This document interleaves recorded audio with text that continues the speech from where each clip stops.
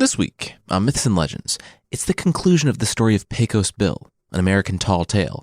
Bill and Satan will go on an excellent adventure, and you'll see the only time in folklore or literature when making a deal with the devil actually worked out for all parties, and how running his own business got the devil to take a break from trying to get all those souls. The creature this week is yet another reason not to follow the naked stranger into the river, because then simply drowning will be the least of your worries.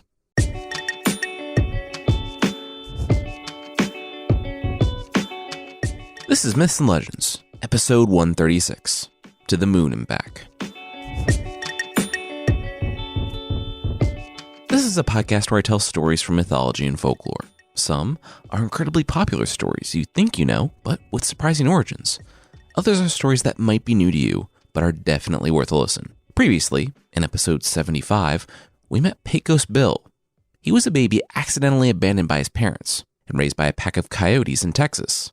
This, of course, gifted him superpowers, because reasons, and later he was discovered by his brother, Chuck. Soon, Bill, Chuck, and Chuck's business partners opened the Pinnacle Ranch, where long-lost Bill went on to invent helpful things, like lassoing cows from horseback, thus revolutionizing the industry. He also captured and broke the most dangerous horse in existence, which he named Widowmaker. Time passed, and then one day, a twister touched down in the distance. It was heading their way. Fortunately, Bill knew exactly what to do. He rode like he never rode before, jumped off Widowmaker's back, and lassoed the tornado.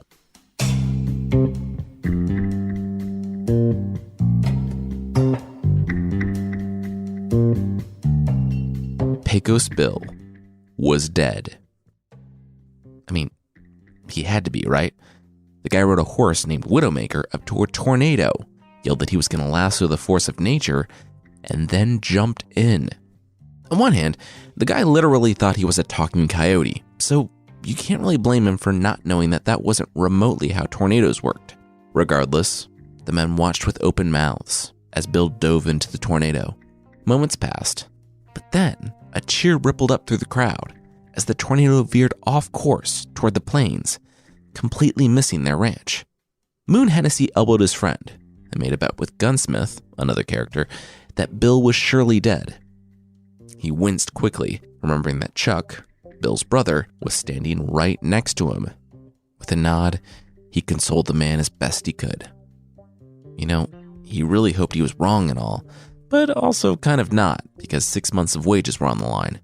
Chuck would go out every morning, studying the wide horizon beyond their fences, waiting for Bill to return. But as 3 months passed, and then 6, Chuck became less and less hopeful that his little brother, the one that had somehow survived being abandoned in the desert as a toddler, would make it back from his greatest feat. Still, he would never give up on Bill altogether. Bill's invention of the lasso and lassoing cows had revolutionized their industry, and the original partners would all be millionaires, in a time when millionaires were like billionaires. The only issue? It didn't take the other ranches long to catch on to their new technique, and their millions would only stay theirs if they sold. Moon Hennessy, Mushmouth, and everyone in their group were just itching to sell, but Chuck and Gunsmith stood in their way. They had founded this ranch as a group, well, in addition to Satan, and they would sell it as a group when Bill returned. Most nodded in resolve, but not Moon Hennessy. He made no effort to conceal his discontent, telling everyone always what he thought of Bill's chances of survival. I mean, he had lassoed a twister. It was mainly that you couldn't lasso air, but also mainly that Bill's fundamental misunderstanding of weather, physics, and like 6 other disciplines had obviously led to his death. It was at the bar in town that Moon Hennessy found a sympathetic ear. "Moon," the bartender said with a dip of his chin. Already at the bar sat a stranger, his elbows resting on the counter. "Bill," the bartender greeted, looking at the newcomer. "What'll it be?" The stranger laughed and looked to the right and left over his shoulders. Why was this bartender referring to him by that mistaken name, which was obviously a mistake?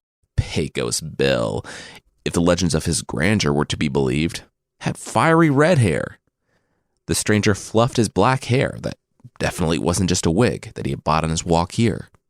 The bartender shrugged and poured a drink for the stranger, who, despite looking, speaking, and carrying himself exactly like Pecos Bill, had different color hair than Pecos Bill, so he absolutely couldn't be Pecos Bill. The greenhorn tucked his red hair back under his wig and told Moon that he had found his way down to Texas from Missouri. And while he didn't know too much about this Pecos Bill fellow and his supposedly chiseled, coyote-like features, what he did know was that he wanted to work for Moon Hennessy, if Moon was the owner of the ranch down the road. Moon nodded. Yup. I mean, technically Pecos Bill was the leader, but seeing as he was just lying dead wherever the tornado dropped him, it was only a matter of time before Moon took over. He looked the stranger up and down and, with a sinister smile, welcomed him back to the ranch.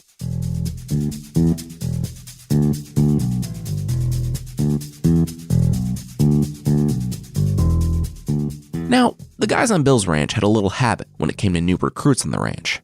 Namely, they hazed newcomers mercilessly to make them think they were under constant threat of death.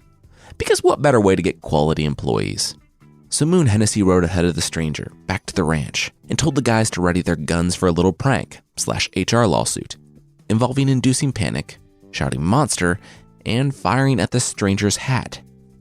And no, Moon Hennessy didn't know it was Bill under the wig. That might actually be better. This was just how they treated all new hires. The stranger stood there grinning as his hat flew from his head, and the ranchers continued to shoot it full of holes. At last, Mushmouth lowered his pistol. Okay guys, that's Bill. The others shook their heads in unison. What was he talking about? How could that be Bill? Bill had red hair. This guy's was obviously black. Mushmouth, you idiot. The new hire, who took to being target practice from a whole team of ranchers remarkably in stride, thanked Moon and the others, with a smirk, for protecting him from the, monster. Everyone nodded and the group fell silent. Moon looked to Gunsmith. General Stonewall Jackson? Gunsmith nodded. Oh yeah, General Stonewall Jackson. General Stonewall Jackson was the oldest horse on the ranch.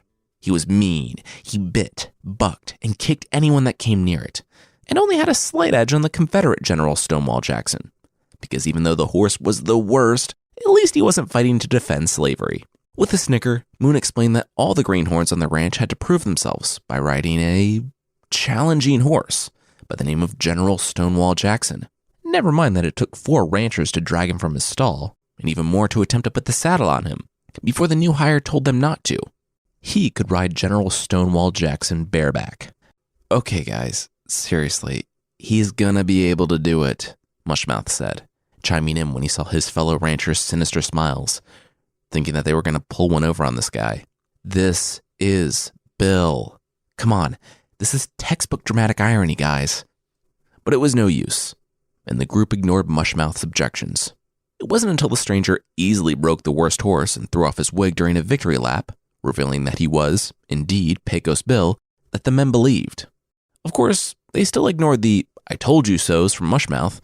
The ranchers cheered. Even Moon Hennessy, who was hoping that Gunsmith would forget about the 6 months' wages that he now owed because he had bet that their friend was dead. Bill rode General Stonewall Jackson back to his stall before sitting the men down and telling them the story. There he was, 400,000 feet in the air, riding a twister. Mushmouth raised his hand. That probably wasn't accurate. 350,000 feet up in the air was suborbital space. Also, a typical tornado was, 50,000 feet tall, give or take? The room stopped dead, and Chuck turned to Mushmouth. Stop it with the snarky interjections, okay? It's a fun story about a guy riding a tornado. Let it be what it is. Mushmouth rolled his eyes. Some people liked his snarky interjections, As I was saying, Bill continued, there I was, 500,000 feet up in the air, and the tornado started breaking beneath me.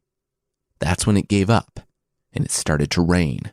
Bill detailed how he crashed to the ground, the wind having tattered his clothes, leaving him in all of his beautiful, naked coyote glory.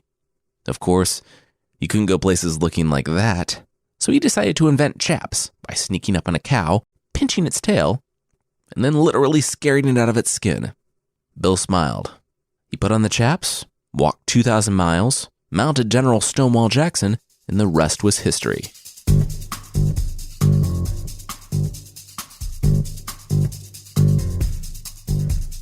Over the next few weeks, life returned to normal on the ranch, but it was not the first time that Pecos Bill had left for a long period of time.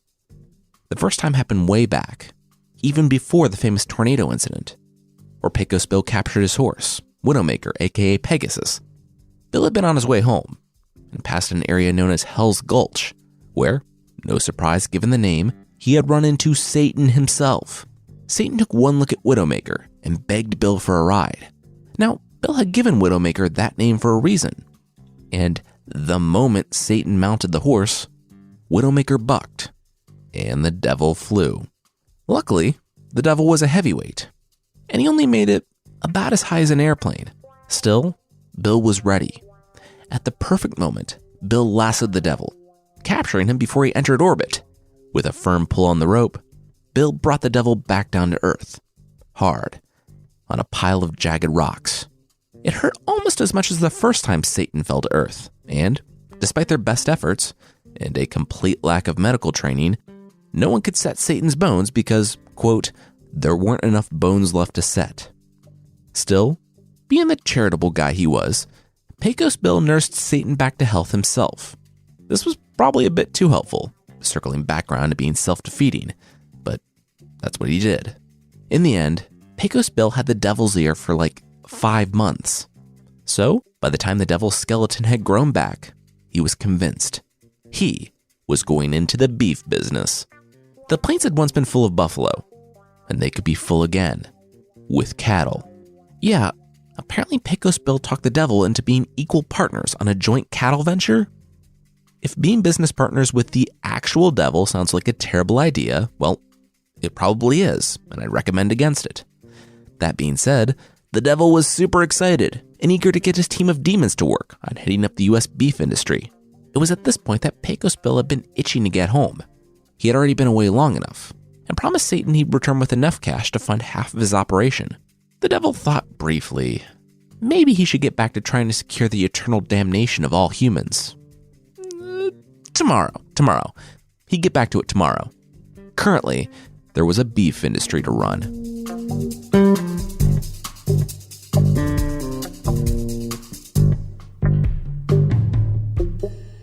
At this point, Pecos Bill had been gone for about 8 months when he finally returned to Pinnacle Ranch with Widowmaker. So I guess he now owns 2 ranches, a new one with the devil and Pinnacle Ranch with his brother and the guys.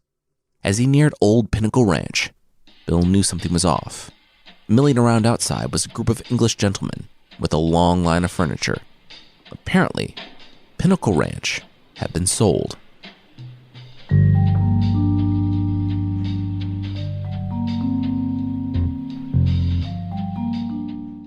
The Englishman held out his hand, squinting with a monocle pinched by his eye. He greeted Pecos Bill with a giant grin. This ranch and their 7,500 cattle couldn't be more perfect. 7,500? Bill asked. We only have too many cows, Bill, Moon Hennessy said. We just have too many. That's why we're selling. Bill, a word? Moon Hennessy took Bill aside, while the gentleman buyer continued directing the movers. Moon, why does that man over there think we own 7,500 head of cattle? Moon smiled. It was something of a prank that turned into a long con that turned into a massive amount of money for everyone involved, so maybe Bill should just keep his mouth shut.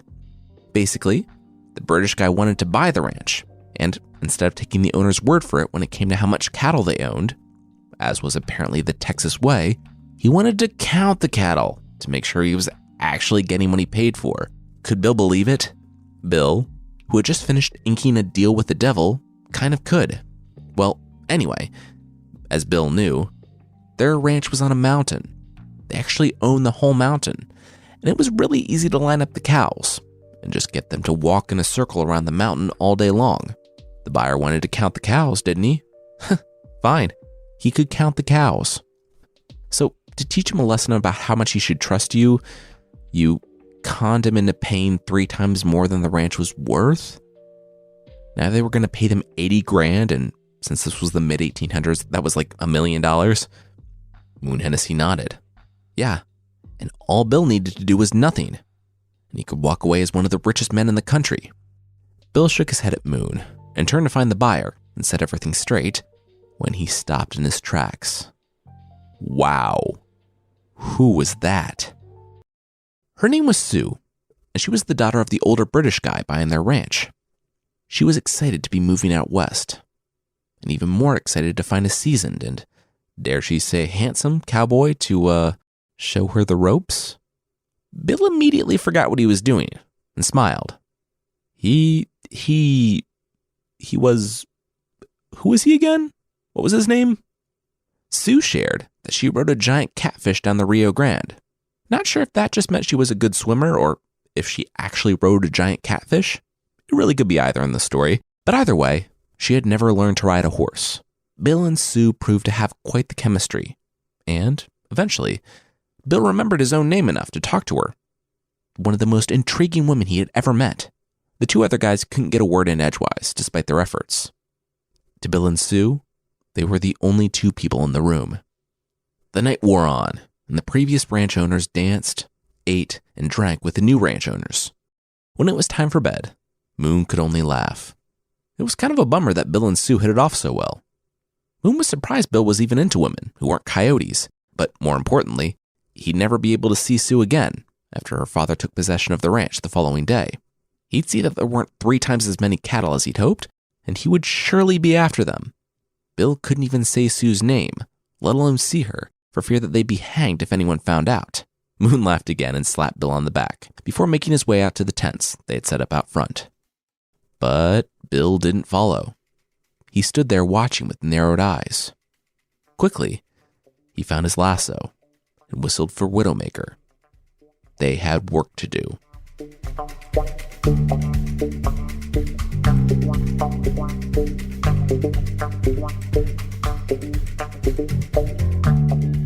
Bill, wake up, Moon whispered frantically, shaking Bill awake. It was time to go. It was almost late out, and the first thing any sensible buyer would do would be to check on their investment in daylight. They needed to be as far from Old Pinnacle Ranch as possible when the time came. Bill dragged himself to Widowmaker and rode along with his guys. Looking back at the Pinnacle Mountain, they would all make good time because the guys, thinking they were fugitives, did not know that Bill had gone out that night. He worked hard and found enough cows to make their deal right. He toiled because he was an honest man, and scamming someone, no matter how oily and business-minded they were, wasn't right. He didn't want he and his brother to be fugitives from the law either. But most importantly, he worked hard because of Slewfoot Sue, that being her nickname, and he hoped, one day, that he'd see her again.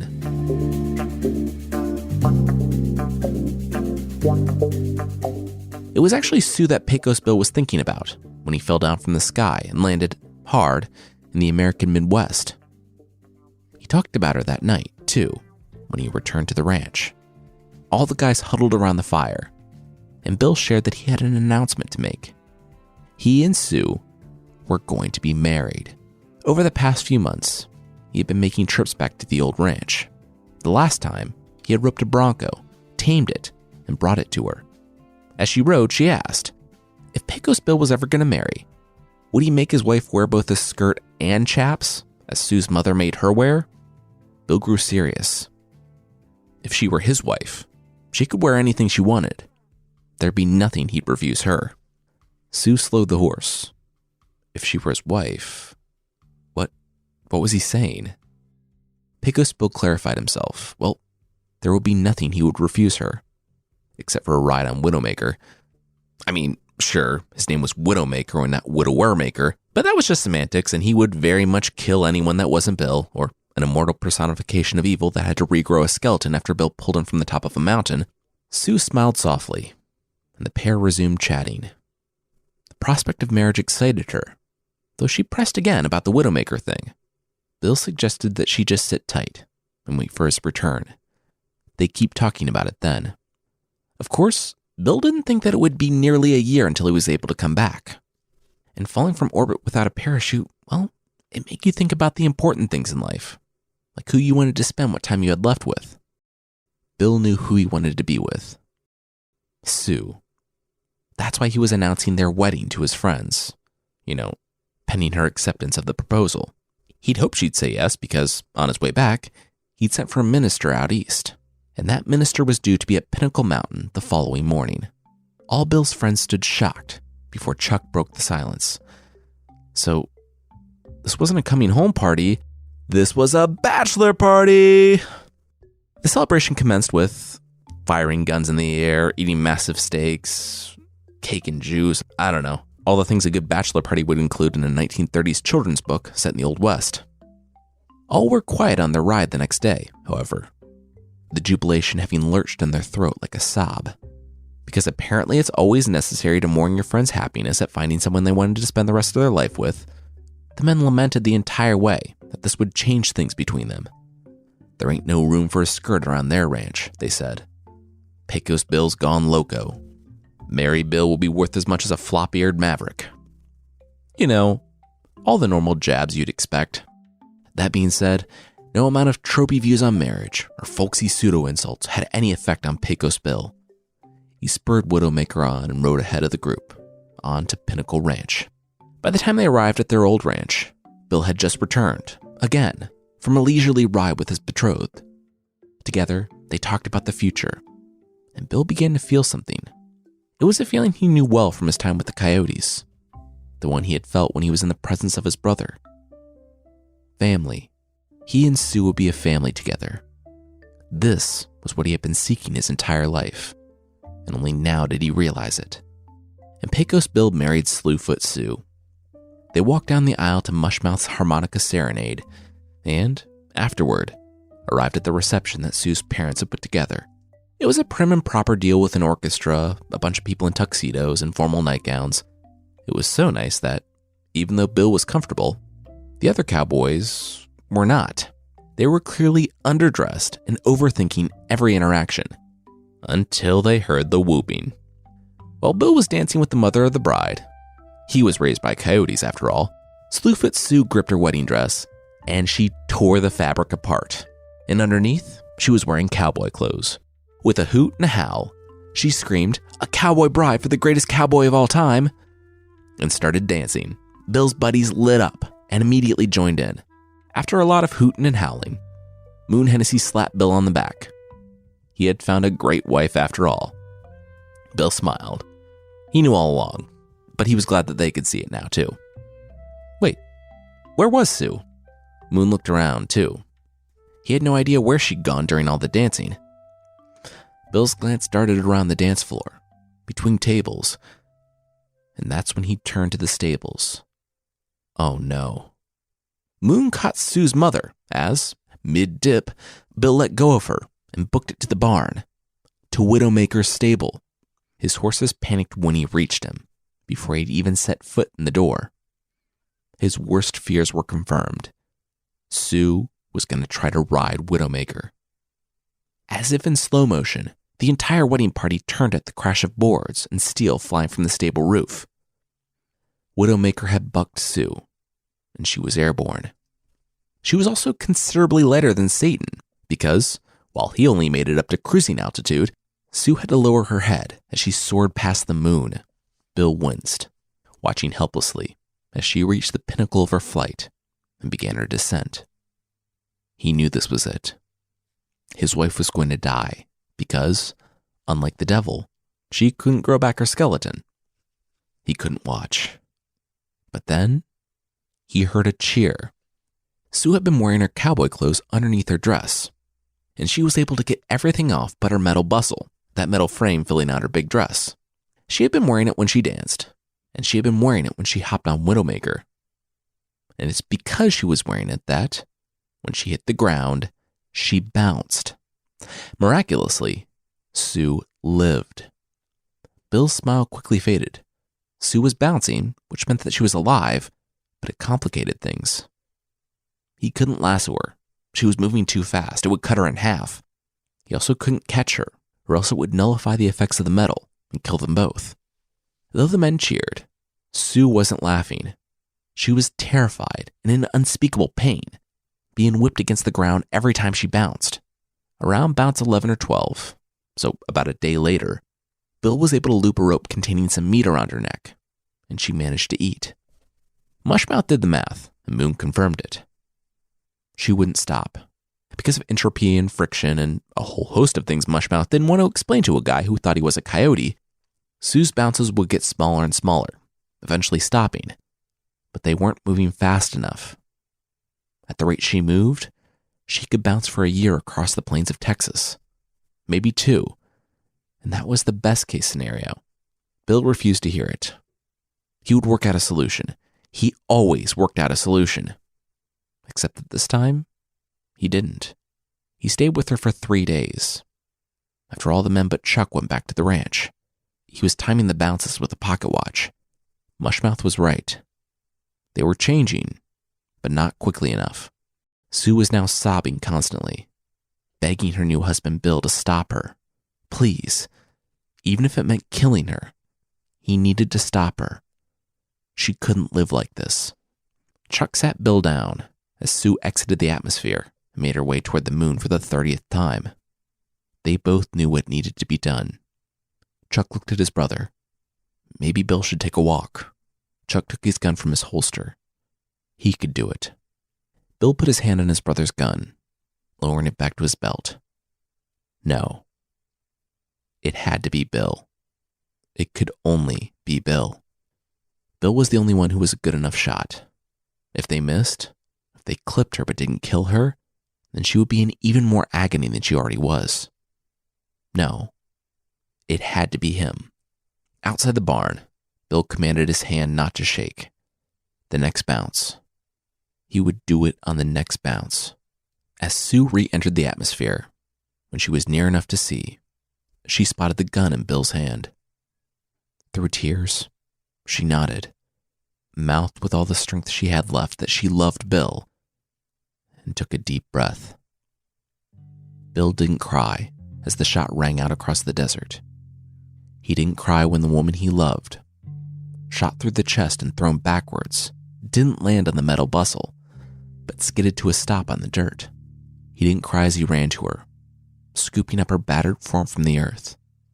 The promise of their life together, of happiness and a family, dying with her. He held her close, for the first time as man and wife, and he said goodbye.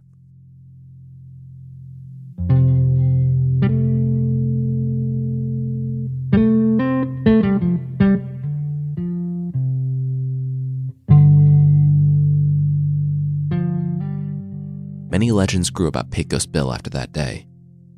It said that he took some time, and, in the light of progress making its way west, he gave spikes to the cactuses and horns to the toad. It said that, when he did finally cry about Sue, somewhere far from Texas, he filled up a lake so full with his own tears that it still flows to this day. When he returned, he was different. Then again, so was the land. What had once been a wild and free Texas was now hemmed in by barbed wire and no trespassing signs. Progress had caught up with the West, and Bill knew that he had no place there anymore. He got back in contact with his business partner, Satan, and persuaded him to sell. Together, Bill, Chuck, Mushmouth, Gunsmith, Moon Hennessy, and others would drive their cattle to Kansas and sell. He wasn't sure the U.S. Treasury itself possessed enough money to buy all the cattle, but their time was coming to an end, and they knew it. This would be their last ride. And so they drove the cattle north and east. They slept on the trail, and in some way it was like the good old days, but on some level they all knew. It remained hidden beneath the surface until, just a day out from Kansas City, Bill made an announcement to the group. He wouldn't be going back with them. Chuck didn't protest. He knew his brother. But the others, even Moon Hennessy, begged him to stay. It was all in vain. Bill insisted that he couldn't. The world of barbed wire and houses and property that was overtaking the country might work for them, but he wasn't like them. He was a man, he knew that now, but he was a coyote at heart. Pecos Bill was grateful to have lived among them. At its best, no species was better than humans. They could be kind, altruistic, and loving. At its worst, no species was worse than humans.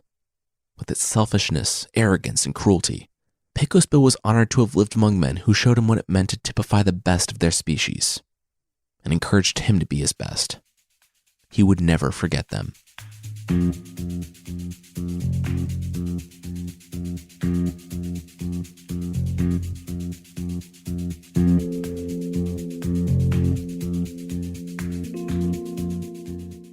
he left town, the men argued about what happened.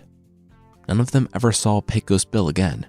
Moon Hennessy maintains that he went back to the Coyotes, but without the protection of Grandy, and after Bill actively aided the humans in their westward expansion, Moon asserted that they turned on him, and he and Widowmaker's bones were bleaching in the sun somewhere for them to find, if they only knew where to look. Gunsmith and Mushmouth had another idea. They thought Bill ventured west, that he found a box canyon with an entrance only he could negotiate, with a verdant valley inside, with sparkling springs and wild cattle. To everyone else, it just looked like a simple mountain, but to Bill, it was a paradise. And Sue was there with him. Moon Hennessy pursed his lips. I mean, that's where Mushmouth was wrong. Sue was dead. Was she? Mushmouth posed before Moon. Did Moon go to her funeral? Moon shook his head. He couldn't bring himself to. Mushmouth nodded. Well, then Moon probably never went back to Pinnacle Ranch. Not like Mushmouth did. He went back looking for Bill, sure that he must visit Sue's grave eventually. The thing that Mushmouth found when he got there, though, Sue's grave didn't exist.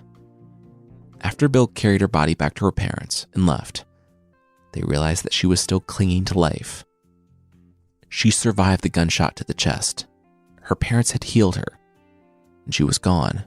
Her father said that when she was well enough to ride again, she left the following morning, saying that there was someone she had to meet. Mushmouth looked out on the horizon, and he knew. He knew that, somewhere out there, Bill and Sue were living in their own personal Eden, far away from the world. They needed no company but each other, and there are apparently dozens of children. Bill and Sue would be together forever, happy and free.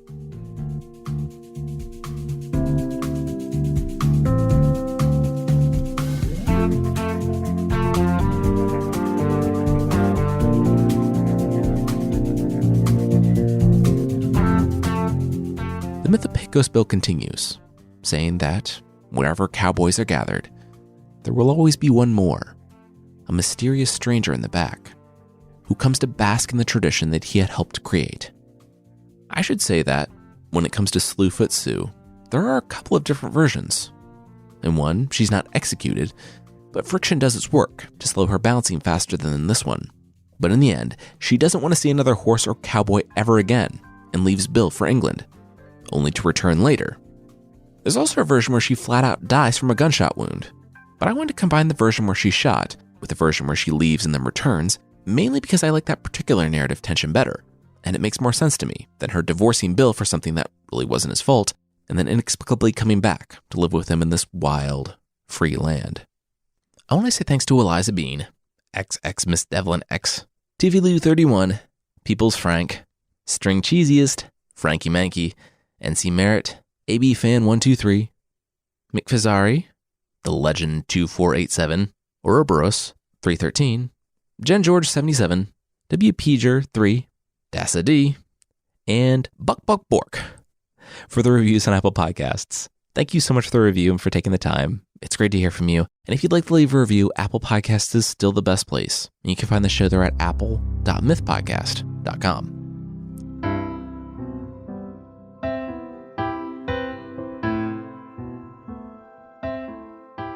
The creature this week is Mama Delo, from the folklore of Trinidad and Tobago. Her name is roughly from a French name, which means Mother of the River, and she loves, protects, and heals all river animals, except if those animals happen to be human men, in which case she just loves them and leaves off the protecting and the healing parts. Mama Delo, from the waist up, is a beautiful woman with long, golden hair. From the waist down, she's a powerful serpent. The beautiful woman half of the creature will lure men into the pool, while the snake does the rest of the work. If you're wondering what the rest of the work means, well, say hello to the team. There, under the water, constantly drowning and constantly being brought back to life, are the other men that have been lured into the water. All of them, down to the first, are trapped down there, the new guy will quickly discover that drowning constantly is perhaps the most preferable way to go, because Mama Delo will, use the men for her own pleasure. And when she's done with them, she'll wrap up their bodies and crush them, tossing them to the bottom of the river like a crumpled up piece of paper. She'll bring them back to life, where they'll painfully heal. Sometimes Mama Delo comes after men. If you find yourself in that situation, take off your left shoe and place it upside down on the path, and, walking backwards, get out of the woods. Maybe that's some magical trick, or maybe Mama Delo is just so confused that you're offering her your sweaty shoe that she doesn't come after you until it's too late. Some quick advice here. If you're walking through the forest and someone beckons you into the river for a good time, maybe don't follow them.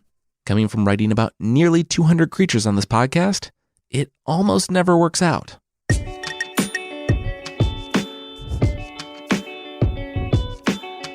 That's it for this week. Myths and Legends is by Jason and Carissa Weiser.